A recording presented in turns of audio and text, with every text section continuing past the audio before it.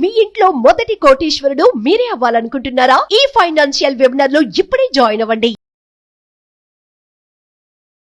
Hello everyone, hi, I'm Vamsikrishna, memory coach, Telugu book of record holder.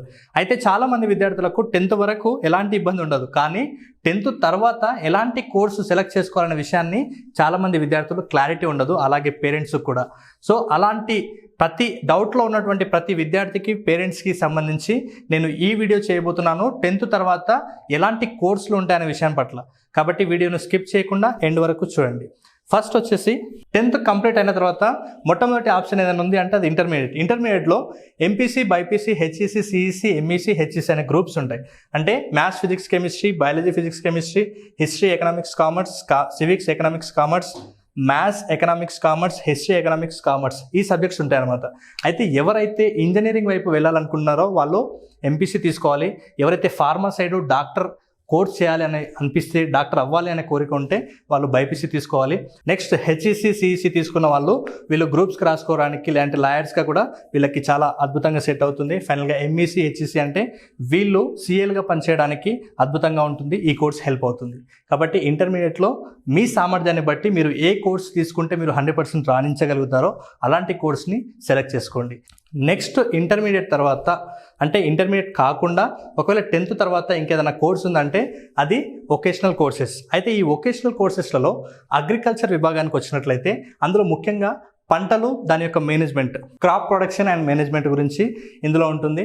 ముఖ్యంగా పాల ఉత్పత్తి, అలాగే చేపల పెంపకం గురించి, అలాగే సెరికల్చర్ అంటే పట్టుపురుగుల పెంపకం, పట్టుతో వస్త్రాల తయారీ ఉంటుంది కదా, దానికి సంబంధించి సెరికల్చర్ గురించి ఈ అగ్రికల్చర్ అనే విభాగంలో ఈ కోర్సెస్ ఉంటాయి. నెక్స్ట్ ఈ వొకేషనల్ కోర్సులోనే బిజినెస్ అండ్ కామర్స్ విభాగానికి వచ్చినట్లయితే ఒక అకౌంటెంట్గా ఉండాలన్నా, లేకుంటే టాక్సేషన్ అంటే ఒక సిఏ కింద మనం వర్క్ చేయాలంటే కూడా ఈ accountant and taxation course complete చేసి ఉండాలి. అలాగే మార్కెటింగ్ అండ్ సేల్స్, ఈ మధ్యకాలంలో ఏ బిజినెస్ చేసినా సేల్స్ అండ్ మార్కెటింగ్ అనేది చాలా చాలా ఇంపార్టెంట్. మార్కెటింగ్ అనేది జనాలకు కనిపిస్తే సేల్స్ అనేది ఆ యొక్క లీడ్ని క్లోజ్ చేస్తుంది. కాబట్టి సేల్స్ అండ్ మార్కెటింగ్ అనేది వెరీ వెరీ ఇంపార్టెంట్. ఆ కోర్స్ అనేది బిజినెస్ అండ్ కామర్స్ విభాగానికి సంబంధించి. నెక్స్ట్ బ్యాంకింగ్ అండ్ ఫైనాన్షియల్ సర్వీసెస్కి మనము హెల్ప్ చేయాలంటే కూడా ఈ బిజినెస్ అండ్ కామర్స్ విభాగానికి సంబంధించిన కోర్స్ చేయాలి. ఫైనల్గా ఇన్సూరెన్స్ అండ్ మార్కెటింగ్కి చేయాలి అంటే కూడా ఈ బిజినెస్ అండ్ కామర్స్ విభాగానికి సంబంధించినటువంటి ఈ కోర్స్ మనం తీసుకున్నట్లయితే ఈ వొకేషనల్ కోర్స్ ద్వారా మనం ఈజీగా తక్కువ టైంలోనే జాబ్ సంపాదించడానికి అవకాశం ఉంటుంది. నెక్స్ట్ ఇంజనీరింగ్ అండ్ టెక్నాలజీ విభాగానికి వచ్చినట్లయితే ఆటోమొబైల్ ఇంజనీరింగ్ అంటే స్పేర్ పార్ట్స్ కానీ మిగతా ఇంజన్కి సంబంధించినటువంటి ఆ పార్ట్స్కి సంబంధించినటువంటి ట్రైనింగ్ ఉంటుంది. అలాగే టెక్నీషియన్ అంటే ప్రతి విభాగంలో కూడా వాటిని ఫిట్టింగ్ కానీ లేకుంటే రిపేర్ చేయడానికి టెక్నీషియన్గా చేయాలంటే కూడా ఈ ఇంజనీరింగ్ అండ్ టెక్నాలజీ విభాగంలో కోర్స్ సెలెక్ట్ చేసుకోవాల్సి ఉంటుంది. అండ్ నెక్స్ట్ వచ్చేసి కన్స్ట్రక్షన్ అండ్ టెక్నాలజీ అంటే భవన నిర్మాణానికి సంబంధించినటువంటి కన్స్ట్రక్షన్ అంటే పెయింటింగ్, కొలతలు, దానికి సంబంధించినటువంటి పూర్తి వివరాలను మనకి ఇక్కడ నేర్పించడం జరుగుతుంది. ఫైనల్గా కంప్యూటర్ సైన్స్ అండ్ ఇంజనీరింగ్ అంటే ఒక కంప్యూటర్కి సంబంధించినటువంటి యాప్స్ డిజైనింగ్ కానీ లేకుంటే ఒక ప్రోగ్రామ్ డెవలప్మెంట్ చేయడానికి కానీ సంబంధించినటువంటి డాటాని, నాలెడ్జ్ని ఈ కోర్సు ద్వారా పొందవచ్చు. నెక్స్ట్ ఎలక్ట్రానిక్ ఇంజనీరింగ్ టెక్నీషియన్స్ అంటే ఎలక్ట్రానిక్కి సంబంధించినటువంటి పూర్తి ఆ ప్రొడక్షన్, మ్యానుఫ్యాక్చరింగ్ విషయాలు ఇందులో నేర్పిస్తారు. ఫైనల్స్ ఎలక్ట్రికల్ వైరింగ్, ఇది ఈ మధ్యకాలంలో చాలా తక్కువ టైంలోనే ఈజీగా జాబ్ వచ్చే కోర్స్ ఏదైనా ఉంది అంటే ఎలక్ట్రికల్ వైరింగ్ అండ్ సర్వీసింగ్. అంటే దీంట్లో ప్రతి విషయానికి ప్రతి దగ్గర కూడా వీళ్ళ అవసరం అనేది చాలా ఉంటుంది, కాబట్టి ఈ కోర్స్కి చాలా డిమాండ్ ఉంది. Next water supply and sanitary engineering అంటే వీళ్ళు అక్కడ ఆ నియర్ బై ఉన్నటువంటి ఆ గ్రామ పంచాయతీకి సంబంధించినటువంటి జాబ్స్ చేయడానికి కూడా ఈ కోర్స్ అనేది చేసి ఉండాలన్నమాట. నెక్స్ట్ అదే వొకేషనల్ కోర్స్కి సంబంధించి ఇంకొక విభాగం ఉంటుంది, అది హోమ్ సైన్స్. దీంట్లో commercial garment designing and making అంటే బట్టలకు సంబంధించినటువంటి కొత్త కొత్త డిజైన్స్ ఎలా తయారు చేయాలో ఈ కోర్సు నేర్పిస్తారు. అలాగే ఫ్యాషన్ గార్మెంట్ అంటే ఈ అప్డేట్ అవుతున్న కాలానికి అనుగుణంగా ఎలా కొత్తగా అప్డేట్ చేయాలి, ఎలా కొత్తగా దాన్ని మేకింగ్ చేయాలనే విషయాన్ని ఈ హోమ్ సైన్స్ అనే విభాగంలో ఈ కోర్సు నేర్పించడం జరుగుతుంది. ఫైనల్గా ఒక హోటల్లో పనిచేయాలంటే కూడా హోటల్ ఆపరేషన్స్ అనేది కోర్స్ తప్పనిసరిగా చేసి ఉండాలి. ఫైనల్గా మెడికల్ ల్యాబ్ టెక్నీషియన్స్ అయ్యే అవకాశం కూడా ఉంటుంది దీంట్లో. నెక్స్ట్ వచ్చేసి మల్టీపర్పస్ హెల్త్ వర్కర్స్ అంటే మామూలుగా ప్రాథమిక ఆరోగ్య కేంద్రాల్లో కొంతమంది నర్సులకి హెల్ప్ చేయడానికి వీళ్ళ అవసరం అనేది చాలా చాలా ఉంటుంది. కాబట్టి ఈ కోర్స్ ఎవరైతే చేస్తారో వాళ్ళకి ఈజీగా జాబ్ వచ్చే అవకాశం ఉంటుంది. ఫైనల్గా ఆప్థమాలిక్ టెక్నీషియన్ అంటే ఎవరైతే ఐకి సంబంధించినటువంటి డాక్టర్ కింద ఒక అసిస్టెంట్గా టెక్నీషియన్గా ఉండాలంటే ఈ కోర్స్ అనేది తప్పనిసరిగా చేయాలి. ఫైనల్గా ఫిజియోథెరపీ ఈ మధ్యకాలంలో ప్రతి ఒక్కరు కూడా తెలిసింది, కాబట్టి ఫిజియోథెరపీకి కూడా మీరు అసిస్టెంట్గా ఉండాలి అనుకుంటే కూడా తప్పనిసరిగా ఈ హోమ్ అండ్ సైన్స్ విభాగానికి సంబంధించి ఈ కోర్సు చేయడానికి అవకాశం ఉంటుంది. నెక్స్ట్ 10th తర్వాత చేయదగిన కోర్స్ ఏదైనా ఉంది అంటే ఐటీఐ కోర్సు. దీంట్లో తక్కువ సమయంలోనే అంటే ఆర్థికంగా కొంత సపోర్ట్ లేనటువంటి ఫ్యామిలీస్ ఉంటాయి. అలాంటి ఫ్యామిలీస్ ఈ కోర్సు నేర్చుకుంటే ఈజీగా జాబ్ పొందే అవకాశం ఉంటుందన్నమాట. అయితే ఈ ఐటీఐ కోర్సులలో ఇంజనీరింగ్ అండ్ నాన్ ఇంజనీరింగ్కి సంబంధించినటువంటి కోర్సులు ఉంటాయి. దాంట్లో ముఖ్యంగా వచ్చేసి tool and die making designers, అంటే చిన్న చిన్న వస్తువులు తయారు చేయాలంటే మరి ప్రతిది కూడా హ్యాండ్ మేడ్ ఉండదు, కొన్నింటికి డై ఉంటుందన్నమాట. ఆ డై మ్యానుఫ్యాక్చరింగ్ ఎలా చేయాలో ఇక్కడ నేర్పిస్తారు. ఫైనల్గా ఈ మెకానికల్ ఇంజనీరింగ్ వీళ్ళు ముఖ్యంగా వచ్చేసి ఆటోమొబైల్కి సంబంధించినటువంటి మ్యానుఫ్యాక్చరింగ్ కానీ ప్రొడక్షన్ కానీ మేనేజ్మెంట్ కానీ వీళ్ళకి సంబంధించి నేర్పిస్తారు. ఫైనల్గా డీజిల్ మెకానిక్ ఇంజనీరింగ్ అంటే వీళ్ళు ఎక్కువగా ఆర్టీసీ విభాగంలో అంటే రిపేర్కి సంబంధించినటువంటి విషయాలు ఎక్కువగా నేర్పిస్తే చాలా ఈజీగా తక్కువ సమయంలోనే వీళ్ళు ఆర్టీసీలో కానీ మిగతా వేరు రిపేర్ సెంటర్లో జాబ్ చేయొచ్చు, లేదంటే వీళ్ళే సొంతంగా ఒక వర్క్షాప్ని కూడా క్రియేట్ చేసుకోవచ్చు అనమాట. నెక్స్ట్ వచ్చేసి సివిల్ ఇంజనీర్ కోర్స్, అంటే దీంట్లో వచ్చేసి పెయింటింగ్ కానీ దానికి సంబంధించిన కొలతలు గీయడం కానీ ఒక కన్స్ట్రక్షన్కి సంబంధించిన పూర్తి డాటాని ఎలా నిర్మించాలనేది సివిల్ ఇంజనీర్స్ చేస్తుంటారు. ఫైనల్గా పంప్ ఆపరేటర్స్ అంటే వీళ్ళు పెద్ద ఇండస్ట్రియల్ వర్క్లలో వీళ్ళ హెల్ప్ అవసరం ఉంటుంది. ఫైనల్గా ఫిట్టర్ అంటే మామూలుగా కొన్నింటికి చిన్న రిపేర్ చేయడానికి.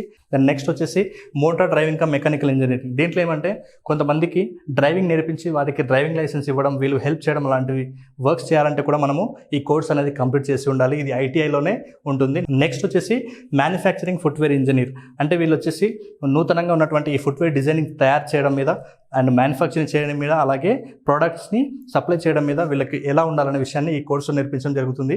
నెక్స్ట్ వచ్చేసి రిఫ్రిజిరేటర్ ఇంజనీరింగ్, అంటే ఏసీలు కానీ లేదనుకుంటే ఫ్రిడ్జెస్ కానీ వీటిని ఎలా అంటే దానికి వచ్చేటువంటి చిన్న రిపేర్స్ని ఎలా హ్యాండిల్ చేయాలి, ఎలా దాన్ని రిపేర్ చేయాలనే విషయాన్ని కూడా ఇందులో ఈ కోర్సు ద్వారా నేర్చుకోవచ్చు.